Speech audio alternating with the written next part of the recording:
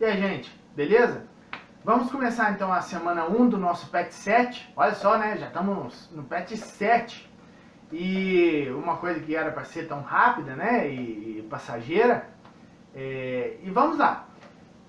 O tema da nossa semana hoje, para os segundos anos, é Platão. E um livro específico de Platão, que é A República, né? Eu até tenho ele aqui, né? A República de Platão. E esse livro, ele é composto, ele é dividido não em capítulos, né? Mas ele é dividido em livros. Então era comum acontecer isso antigamente, né? Tipo assim, livro 1, livro 2, livro 3. Então, na verdade, isso aqui é uma biblioteca, né? Falando corretamente, é uma coleção de livros. Mas os livros são, assim, interpretados como capítulos. São 10, né? 10 livros, 10 capítulos. E ao longo desse livro aqui, Platão está contando uma história, ele escreve em forma de diálogo, né? Você sabe, Sócrates sempre conversando com alguém. E o ponto principal desse livro é tentar compreender como que pode ser criado, ou como que é a cidade ideal, certo? Então todos nós temos a compreensão de uma cidade ideal na cabeça, né? Que deveria ter mais, sei lá, esporte, mais oportunidades, né? Mais condições de trabalho, de estudo, tudo isso a gente tem na nossa cabeça. E ao longo da história da filosofia, muita gente escreveu textos, livros, imaginando uma cidade ideal. Platão foi um deles, talvez o primeiro, né? Que escreveu esse livro, A República. Então, o que ele está pensando quando ele escreve esse livro? Ele quer pensar ou idealizar ou imaginar a cidade ideal. Dentro dessa cidade ideal, ele separa um lugar específico, né? Para os escravos, para os trabalhadores braçais, para os intelectuais, para as pessoas, para os generais, para o exército, né? Para o ensino, né, como poesia, música, o ensino de história, de filosofia, de geometria, porque Platão era um geômetra, né? Então, não adianta eu entrar em muitos detalhes com você, né, dizendo, por exemplo, igual diz no texto aí, que certas pessoas nascem com alma de bronze, outras com alma de prata, outras com alma de ouro, porque isso, além de ser um delírio do Platão, né, isso são coisas que provavelmente jamais vão te cobrar em Enem ou em vestibular em lugar nenhum, né? Eu mesmo, como seu professor, jamais cobraria isso de você em uma prova, porque isso não importa você saber ou não. O que importa você saber é que Platão escreveu esse livro para tentar identificar a cidade ideal. E não só isso, né? Que nesse livro ele tenta organizar a cidade de modo a que ela seja a melhor cidade possível. E ele argumenta ao longo do livro, ele vai construindo a sua argumentação para chegar no final e dizer duas coisas muito importantes. A primeira, que a democracia não presta, e a segunda, que quem tem que mandar, ou quem tem que, né, o seu rei daquela cidade é o filósofo. É lógico, né, ele era filósofo. É por isso que ele falava que o rei tinha que ser filósofo. Por que ele vai dizer que a democracia não presta? Porque, para ele, entendendo democracia como governo na mão do povo, né? na mão da multidão, ele acreditava que a multidão e o povo, ele é repleto de ignorantes.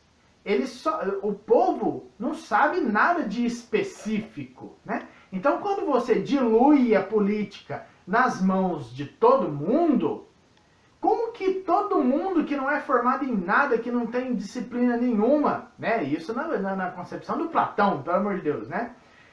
Como que eles, o povo vulgar, né? Simples, de conduta muito simplória, como que eles podem gerir uma cidade? Isso é impossível, né? Esse povo aí, né? A multidão, eles se assemelham a um animal escravo.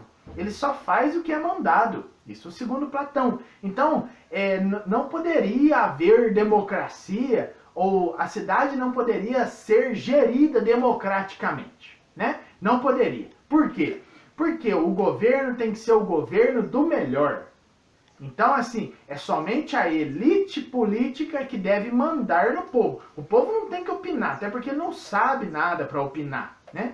E quem melhor dos especialistas para dirigir o povo do que o filósofo?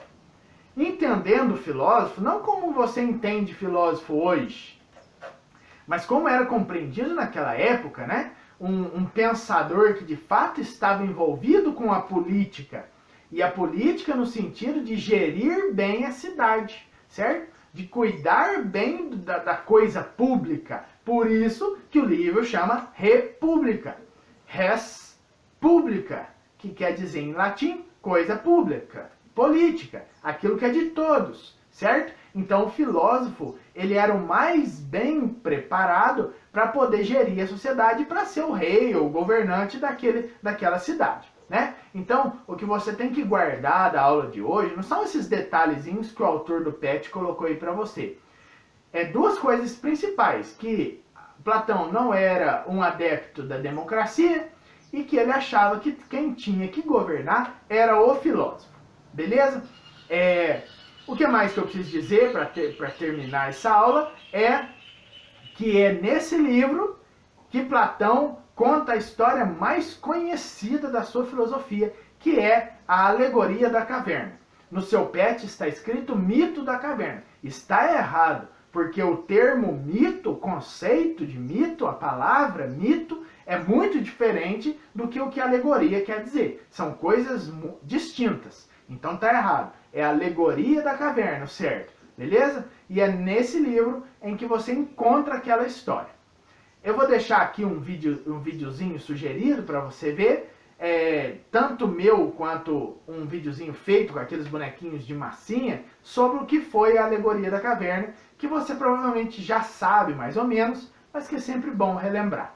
Beleza? Então vamos aí comentar sobre as nossas atividades, que estão bastante simples. Então, gente, vamos comentar aqui as nossas atividades, que estão bastante simples, né? São só duas. E vamos ler aqui rapidinho. Presta atenção, esse texto aqui, né? É de uma pessoa comentando sobre Platão. Por isso que começa aqui com 2 pontos. Então, vamos lá, olha. Platão. A massa popular é assimilável por natureza a um animal escravo de suas paixões e de seus interesses passageiros.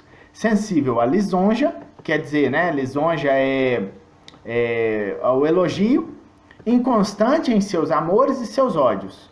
Confiar-lhe o poder é aceitar a tirania de um ser incapaz da menor reflexão e do menor rigor. Quanto às pretensas discussões na Assembleia, são apenas disputas contrapondo opiniões subjetivas, inconsistentes, cujas contradições e lacunas traduzem bastante bem o seu caráter insuficiente. Então, o que ele está dizendo aqui? Que Platão é totalmente contrário à ideia da democracia, como eu falei para vocês na aula, e né, aqui ele está apresentando os aspectos e os argumentos pelos quais Platão é contrário à democracia. Então, presta atenção. Os argumentos de Platão, filósofo grego da antiguidade, evidenciam uma forte crítica à democracia. Muito simples, né? Quando ele fala aqui que a massa popular e confiar-lhe o poder, né? Confiar-lhe o poder à massa popular é democracia. Platão não era um democrata. Vamos seguir. Atividade 2. O mundo grego no século IV a.C. era marcado por uma estrutura de cidades-estado dispersas pelo território helênico. Essa fragmentação política levou os filósofos a procurarem estabelecer uma ideia sobre as formas de governo que fossem as mais adequadas. Entre essas ideias de governo que fossem as mais adequadas, pode-se destacar. Então, preste atenção, você nem precisa saber o que é a Grécia Antiga para você resolver essa questão. Basta você ir pela lógica. A democracia racial defendida por Demócrito, claro que não, né? Nunca houve democracia racial na história, a não ser agora que a gente luta pelos direitos contra o racismo, né?